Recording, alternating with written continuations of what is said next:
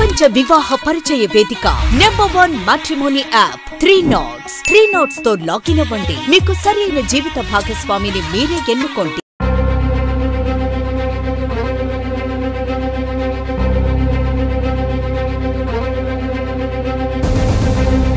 నమస్తే, welcome to series TV.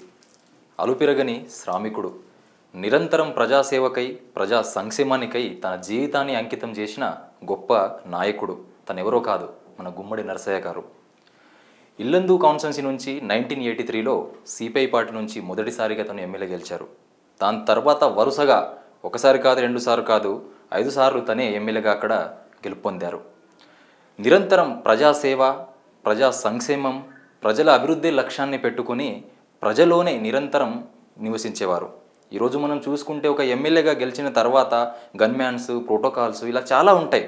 కానీ తను ఎప్పుడైనా హైదరాబాద్కి అసెంబ్లీ సమావేశం జరిగినప్పుడు వస్తే విద్యానగర్లోని సిపిఐ పార్టీ కార్యాలయంలో అప్పట్లో అక్కడే నివసించి రాత్రంతా పొద్దున్నే మళ్ళీ లేచిన తర్వాత ఒక ఆటో పట్టుకొని ఒక బస్సు ఎక్కి ఒక సామాన్య ఎలా ప్రజలు ప్రయాణిస్తారో ఆ తరహా ప్రయాణించి అసెంబ్లీ సమావేశానికి హాజరయ్యేటోడు.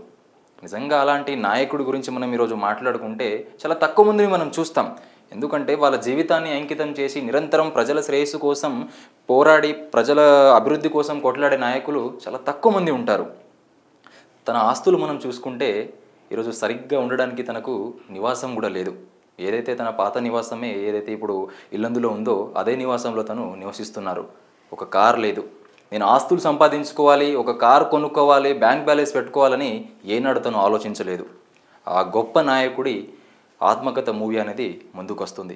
ఏదైతే మనకు కన్నడ సూపర్ స్టార్ శివరాజ్ కుమార్ ఉన్నారో అలానే పరమేశ్వరన్ హెవ్లే దర్శకత్వంలో అనేది మరికొద్ది రోజుల్లో రానుంది. దీని నుంచి లేటెస్ట్గా మనకు పోస్టర్ అనేది రిలీజ్ అయింది.